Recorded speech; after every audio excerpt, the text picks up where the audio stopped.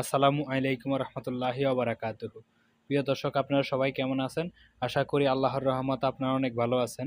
তো প্রিয় দর্শক, এমন কিছু নিয়ে আজকে আপনাদের সাথে কথা বলবো যে সময় উপযোগী সিদ্ধান্ত।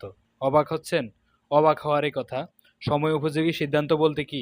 অবশ্যই স্ক্রিনের উপরে একটা ছবি আপনারা দেখতে পাচ্ছেন।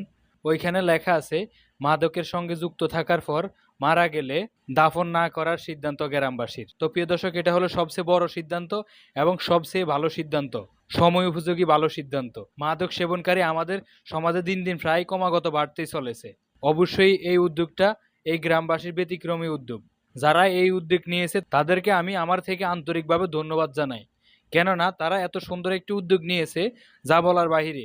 তাদের এই উদ্যোগটা সমাজ এবং জাতির জন্য খুবই গুরুত্বপূর্ণ ভূমিকা রাখবে। কেননা আজকে যদি তাদেরকে প্রতিবাদ না করে, এই মাদক সেবনের প্রতিরোধ না করে, তাহলে আমাদের পরের প্রজন্ম যারা আসবে তখন তারা এদের থেকে দেখে দেখে এখন যদি হয় 80%, তখন 100% পরিণত হবে যদি এখন থেকে দমন না করা যায়। একটা কথা, আপনারা সাপোজ একটা যে কোনো জিনিস কাজের না হলে ওই জিনিসটাকে যখন আপনি চিরস্থায়ী করবেন তখন ওইখান থেকে সরানো ওটা অনেক অসম্ভব।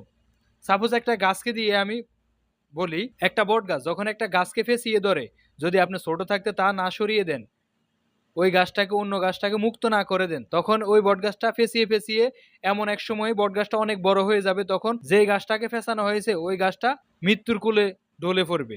তো এই জন্য যে কোনো জিনিস অল্প থাকতে যদি ওটার সমাধান না করা হয়, সাপোজ আপনার একটা গায়ে ঘা হয়েছে, যদি আপনি অল্প থাকতে এটা সমাধান না করেন, ডাক্তারকে না দেখান, ওষুধ না খান, তাহলে তো এটা ক্রমাগত বাড়তে থাকবে, তাই না?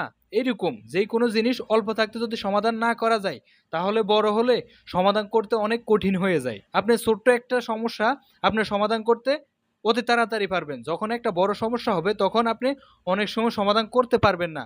অনেক সময় এত বড় হয়ে যাবে যে আপনি সমাধান শুধু একমাত্র মৃত্যুই, মৃত্যু ছাড়া কোনো সমাধান নাই। তো এই জন্য আমি আপনাদের উদ্দেশ্য, প্রিয় দর্শক, শুধু এই গ্রামবাসী না, আমরা যদি বাংলাদেশে সবাই সব গ্রামে প্রতিবাদ করি এবং মাদকের বিরুদ্ধে লড়াই করি, তাহলে আমাদের দেশ এবং সমাজ বাঁচতে পারবে এবং আমাদের পরের প্রজন্ম যারা আসছে তারা ভালো হবে, তারা ভালো কিছু করবে দেশের জন্য এবং জাতির জন্য। আর যদি আমরা এখন থেকে প্রতিবাদ না করি, প্রতিকার না করি, তাহলে আমাদের প্রজন্ম যারা আসবে তখন তারা আরো ভয়ঙ্কর হবে, দেশ ও জাতির জন্য তখন দুর্ভোগ হয়ে দাঁড়াবে। তো প্রিয় দর্শক, একটা কথাই বলবো, আমরা সবাই সবার স্থান থেকে এটার প্রতিবাদ করব এবং এটা নির্মূল করব, নির্মূল করার চেষ্টা করব। আমাদের যত তাড়াতাড়ি সম্ভব আমরা তত তাড়াতাড়ি এটার বিরুদ্ধে দাঁড়িয়ে এটা নির্মূল করতে হবে। তো আরো একবার ওই গ্রামবাসীদেরকে আমি আমার অন্তর থেকে ধন্যবাদ জানাই। তাদের এই উদ্যোগটা দেশ ও সমাজ সুদৃষ্টিতে দেখছে। তো প্রিয় দর্শক, ভিডিওটি যদি ভালো লেগে থাকে তাহলে